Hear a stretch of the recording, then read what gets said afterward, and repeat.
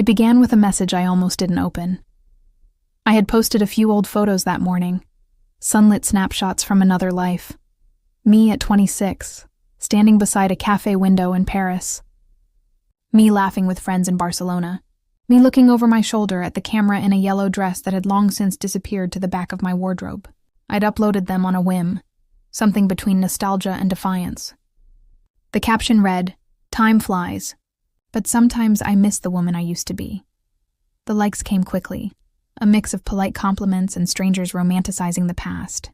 But then there was one message, simple and unassuming. "You haven't changed." Not really. The username meant nothing to me at first. Liam Katie2, no profile picture. Just a message that felt oddly intimate, as if written by someone who had known the curve of my smile before the years softened it. I should have ignored it. I didn't. Instead, I replied, "That's a bold assumption for someone who doesn't know me."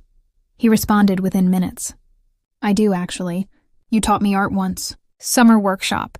I was 17, and suddenly it clicked. The name, the tone, the quiet confidence in his words. 5 years ago, I had volunteered to teach an art mentorship program at a local studio, a group of restless high school seniors trying to figure out if creativity could be more than a hobby. I remembered his face now. Tall, quiet, with charcoal-stained fingers and a gaze that lingered longer than most boys his age dared to hold.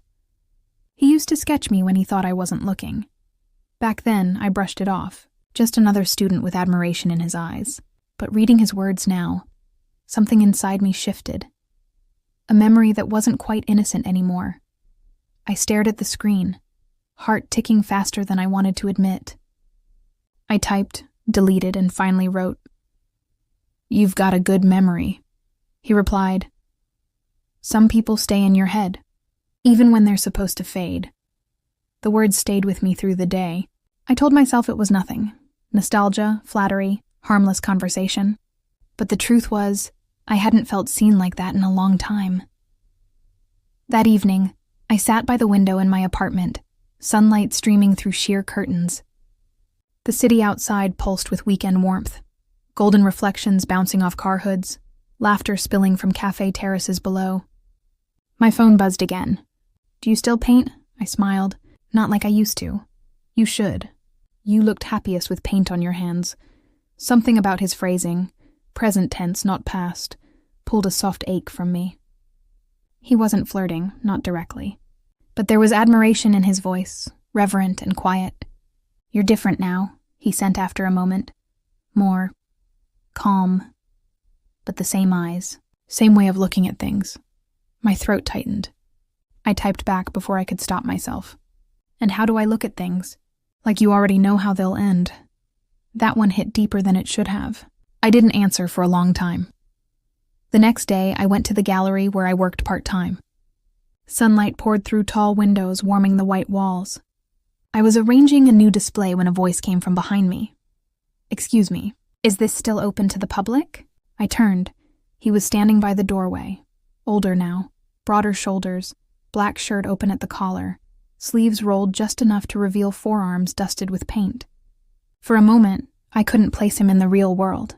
The photos, the messages, they hadn't prepared me for this. He smiled. "Hi, it's me," I blinked. "Liam?" He nodded, nervous but sure. I was nearby. "I thought maybe I'd see the place you used to talk about." The space between us hummed. He wasn't the teenager I remembered. His voice had deepened, his gaze steadied. There was no boyish uncertainty, only quiet confidence, and something else beneath it. Awareness I didn't expect, I began, but he finished softly, "To see me?" I exhaled a laugh. "Something like that." He stepped closer, slowly, like he was testing invisible boundaries. "You always said good art is about tension," he said, eyes on mine. "That the space between two things, light and shadow, want and restraint, is what makes it alive." I felt my pulse quicken. "Did I?" "You did." His eyes softened. "Still true, I think." Our gazes locked, and for a moment the room felt smaller, air tighter. There were other visitors in the gallery, the hum of conversation and soft footsteps around us. Yet I could only feel him, the heat of his nearness. He glanced toward one of the canvases, a quiet piece I'd painted years ago. "You made that, didn't you?" I nodded. "Yes, long time ago." "It's beautiful." His voice dropped slightly. "You're beautiful." The words hung between us like static. I should have stopped him, reminded him of boundaries, professionalism, decorum. But something in his tone wasn't immature or impulsive. It was deliberate, tender, unafraid. "You shouldn't say things like that," I murmured. He smiled faintly. "Then tell me to leave." I didn't. We walked the gallery together. Silent pauses, small smiles, unspoken recognition in every step. I found myself studying him the way I once studied faces I wanted to paint. The sunlight caught in his hair, the slight crease at the edge of his mouth when he thought too hard, the undone button of his shirt, revealing a glint of skin that made my breath hitch in spite of myself. He noticed. Of course he did. When he stopped in front of a piece of abstract color work, he said softly, "This one feels like you." "Why?" I asked. "Because it's composed," he said.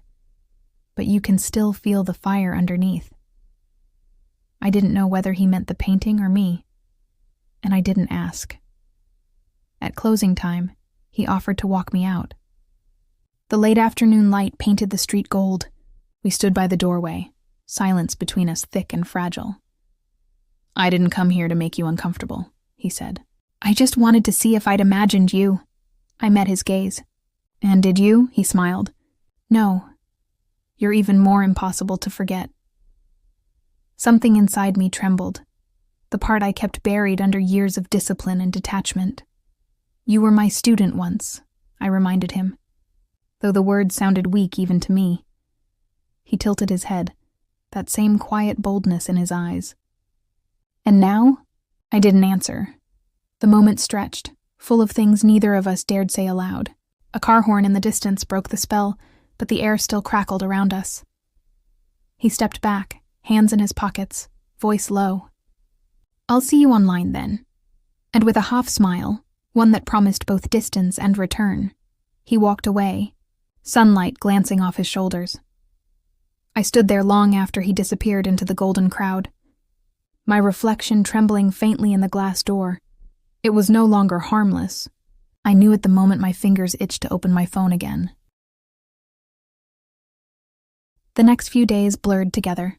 Work, coffee, half-finished emails, all just background noise to the quiet hum beneath my skin. Every time my phone vibrated, I felt it in my chest before I even looked. Sometimes it was nothing. Sometimes it was him. "You disappeared on me," he wrote one night. "I didn't disappear. I just got busy." "You're lying." He knew me too well for someone so young. Or maybe I'd made the mistake of letting him see too much too soon, even in those years ago when he was still a boy, looking at the world like it was something to be conquered. Now he wasn't a boy anymore. And I wasn't as composed as I used to be. We started talking again. Not about art this time, but about life, loneliness, memory. He had a way of speaking that was both earnest and bold. His words brushed with curiosity and something darker, deeper. "You used to talk about chasing meaning," he texted once. "Did you ever find it?" "Maybe meaning isn't found," I replied. "Maybe it's something that slips through your hands the moment you try to define it." "That sounds like something you'd say," he sent back. Beautiful. And a little sad. His words wrapped around me like heat. I told myself it was harmless. Just conversation, nostalgia, mentorship. But at night, I'd find myself reading back through our messages, fingers hovering over his name, wondering if he was doing the same. He began sending photos, not of himself at first, but things that reminded him of me. Sunlight on glass, paint-stained hands, a half-empty cup of espresso on a studio table. I shouldn't have liked how much it affected me, but it did. Then one evening, without warning, he sent a photo of himself in front of a canvas, black shirt open at the collar, expression thoughtful, confident.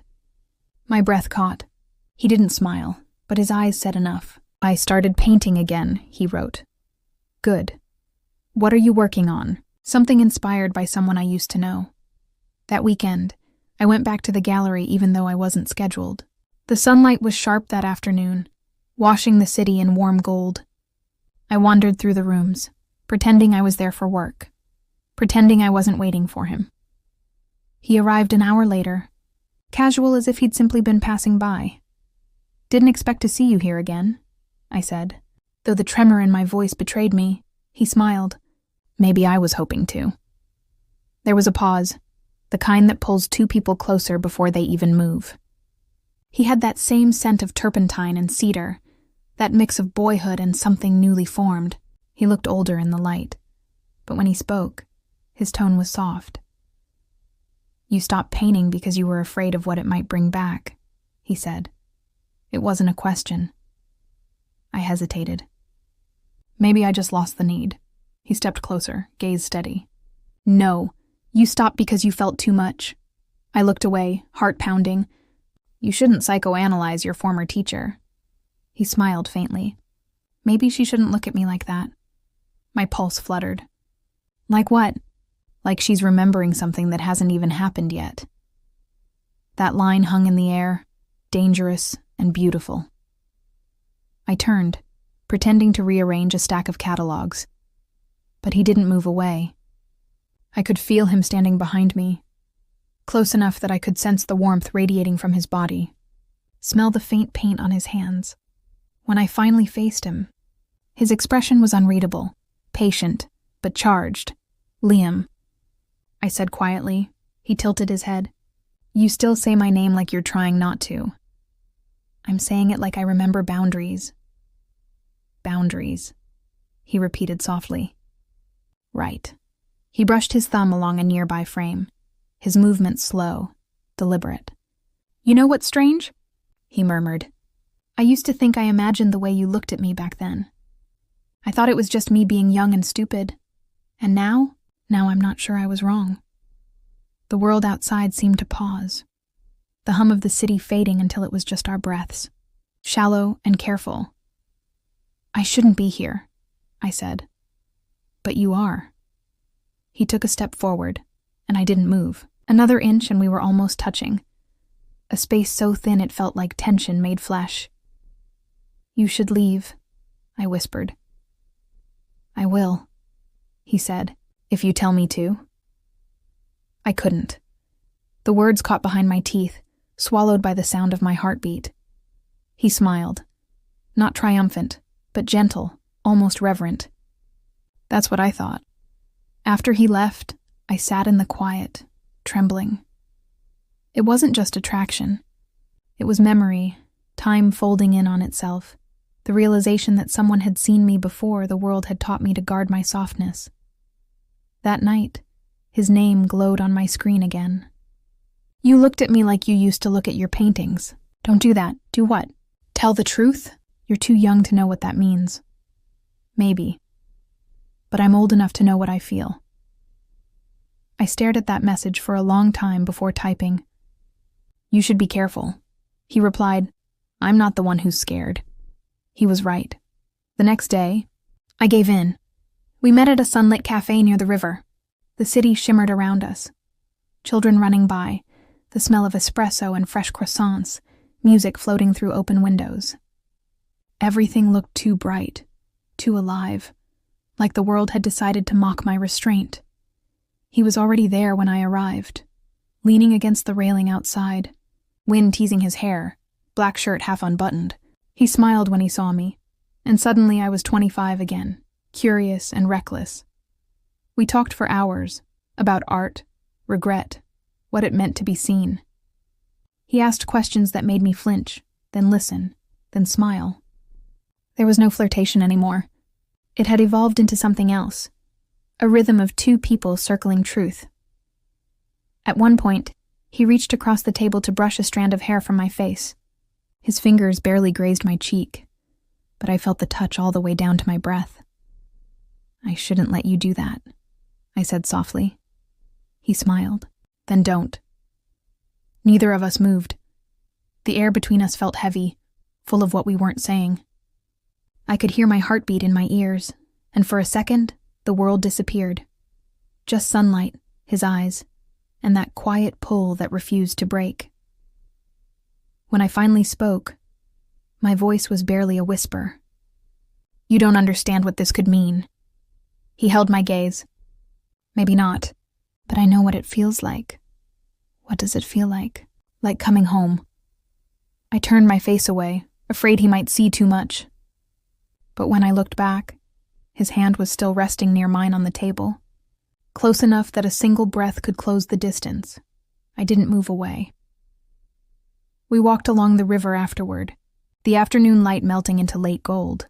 The city glowed, people laughing, dogs running, the scent of jasmine in the air. It all felt impossibly ordinary, and yet my pulse refused to calm. I used to think love was supposed to make sense, I said quietly. And now? Now I think it just finds the cracks you try to hide. He smiled, watching me like he was memorizing every word. Then maybe you should stop hiding. I laughed, shaking my head. You talk like someone who's never been broken. He stopped walking. Maybe I was. You just never noticed. Our eyes met again. And this time, I didn't look away. I could feel the pull, electric and quiet. The surrender I'd been avoiding since the first message. He didn't reach for me. He didn't need to. The silence did it for him. A shared understanding, wordless and steady. The moment stretched until it became something sacred. And when he finally smiled, it wasn't victory. It was recognition. Something inside me finally exhaled. That night, I didn't sleep. I replayed everything. The sunlight, the laughter, the way his eyes had softened when he said my name. It wasn't supposed to happen. But it had, and I knew, without question, that there was no going back. I didn't see him for 3 days after that. The city was drenched in sunlight, that relentless, perfect kind of light that exposes everything you'd rather keep hidden. I threw myself into work, into routines that no longer felt like mine. But even as I moved through the motions, unlocking the gallery door, adjusting canvases, answering polite questions, my thoughts kept circling back to him. Every moment felt like an echo. The sound of his laugh, the warmth of his hand brushing too close, the memory of how still the world had gone when our eyes met by the river. I told myself distance would dull it. But it didn't. It only made it sharper, more dangerous. Then, one morning, I found a small package waiting by the gallery door. No name, no address. Inside there was a sketch. Me, sitting at the cafe, head tilted slightly, sunlight falling across my face. Beneath it, a note in neat handwriting, for the woman who taught me how to see light. It was signed with just one letter. I closed my eyes and pressed the paper to my chest. For a long moment I let myself feel everything I'd been trying to bury. Longing, guilt, wonder, and the unmistakable truth that this connection, however impossible, was real. He came that afternoon. I knew before I saw him. Something in the way the air shifted, the familiar rhythm of footsteps. When I turned, he was standing by the same window where I'd first met him weeks ago.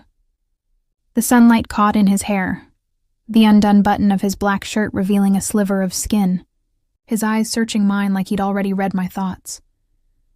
I didn't mean to cause trouble, he said quietly. You didn't. He smiled a little. Then why do you look like you're about to tell me goodbye? Because I'd spent the past 3 days convincing myself I had to. Liam, you're 22, I said, trying to sound calm. You have your whole life ahead of you. You don't need to be tangled in mine. He stepped closer, his voice low. You think I don't know what I want? That's not it. Then what is it? I took a breath. It's the world. It's judgment. It's people asking questions neither of us should have to answer. He looked at me for a long time, eyes steady, voice soft. So you'd rather let fear decide for you? That stopped me. He moved closer, slow, careful, giving me time to step back. I didn't. When I was 17, he said, you taught me how to draw what I felt, not what I saw. You said art is about truth, even when it's uncomfortable. His words sank deep. I did say that, I murmured. Then don't lie to me now, he whispered. Tell me this doesn't matter and I'll leave. The silence that followed was unbearable. My throat ached with everything I couldn't say. When I finally looked at him, I saw it. Not youth or rebellion, but certainty. The kind that comes from something honest. It matters, I said. That's the problem, he exhaled. A quiet, relieved sound. And for the first time in days, I felt like I could breathe too. But reality doesn't wait for love to find its footing. That week, rumors started. Whispers from colleagues who'd seen us together. Fragments of conversation that reached me in the form of careful questions. Who was that young man at the gallery? Is he one of your students? I answered with professionalism, with half smiles and vague replies. But inside, I felt the ground shift. I'd built my life on control, reputation, structure, restraint. And now everything that kept me safe was trembling beneath the weight of something I didn't want to give up. I stopped replying to his messages for 2 days. Not because I wanted to, but because I didn't know how to protect us both. On the third night, he called. I didn't answer, but I listened to his voicemail later, every word sinking into me. You don't have to hide from me. You taught me how to face things, remember? You told me to paint what scares me, so this is me doing that. I'm scared of losing you before I even have the chance to prove I can stay. The sound of his voice cracked something open. I cried, quietly, fiercely, not because of guilt, but because I realized how long it had been since someone had simply wanted to stay. The next morning, I called him. He answered on the first ring. Where are you? I asked. Studio. Why? Don't move. His studio was small, light-filled, cluttered, beautiful. The walls were lined with unfinished canvases, each one breathing color. When I stepped inside, he turned, surprise flashing in his eyes. You came. I did. He wiped his hands on a cloth, hesitant. I didn't think. I crossed the room before he could finish. Stop thinking. He froze, watching me. I spent my whole life building walls, I said, voice trembling. I thought control was strength, that if I kept everything neat and predictable, I couldn't get hurt. But I stopped, searching for air. You make me want to feel again. And that terrifies me. He took a step closer. Then let it. My eyes met his. You're young. You'll change your mind. He shook his head. Maybe. But right now, this is the truest thing I've ever known. The sunlight pooled across the floor, catching the flecks of paint between us. I could hear the distant hum of traffic, the rhythm of our breathing, the soft click of a clock on the wall. The world narrowed to that single moment, 2 people standing between fear and something that felt like freedom. I reached out first. Just a touch, my fingers grazing his wrist, then holding steady. His hand turned, his palm warm against mine. We didn't need words. The silence said enough. Later, we sat by the open window, the city glowing beneath us. He handed me a brush and a blank canvas. Your turn, he said softly. I haven't painted in years. Then start now. I hesitated, then dipped the brush into color. My hand moved slowly at first, then faster. Familiar motion, long forgotten. The strokes were imperfect but alive. I felt the air shift, the quiet magic of creation, the same feeling that used to anchor me before life became a list of obligations. He watched quietly, not interrupting, just present. When I stopped, he leaned forward, studying it. There she is, he murmured. Who? The woman in those old photos. I laughed softly. You think she's still here? He looked at me like it was obvious. She never left. She just needed someone to remind her. The sun dipped lower, flooding the room in amber light. I turned toward him, and in that instant, everything else fell away. The doubt, the judgment, the fear. All that was left was something simple and rare. Peace. He smiled, brushing a stray streak of paint from my hand. You know, he said quietly, you don't have to keep pretending you're fine. I'm not pretending anymore. His expression softened. Good. Outside, the city pulsed with life. Cars passing, people laughing, the golden hum of a world that had stopped feeling like a cage. For the first time in years, I felt weightless. Weeks passed. The whispers faded, or maybe I just stopped hearing them. We lived quietly, carefully, a rhythm that belonged only to us. Some mornings he painted while I read by the window. Other times we walked through the city together, sunlight on our faces, the world around us blurring into something almost dreamlike. I knew there would always be questions, opinions, eyes that didn't understand. But love isn't about permission. It's about choosing, again and again, to stay when walking away would be easier. One afternoon, as we packed up after a long day in the studio, he looked at me and said, "You know what I think?" "What?" "That the universe doesn't care about timing. It just hands you people and dares you to recognize them." I smiled. "And what if you're wrong?" He grinned, stepping close enough that sunlight brushed the edge of his jaw. "Then I'll be happily wrong." I laughed. Real, unguarded laughter. It echoed through the room, bright and alive. For the first time in a long time, I wasn't haunted by the past or afraid of the future. I was simply here, with him, in the warmth of a golden afternoon, surrounded by the quiet hum of color and breath. It wasn't perfect. It wasn't meant to be.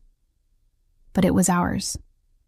And when he took my hand, sunlight spilling across our fingers, I realized that love, the kind that survives judgment, distance, and time, doesn't demand understanding. It just asks to be felt. So I let it. CTA. Call to action. If this story stirred something in you, if you felt the tension, the ache, the quiet beauty of finding love when you least expect it, leave a comment below. Tell me which moment stayed with you, what line made you pause, or what you think happens next for them. Don't forget to subscribe and follow for more cinematic, emotionally raw age gap love stories, filled with sunlight, confessions, and unforgettable connection.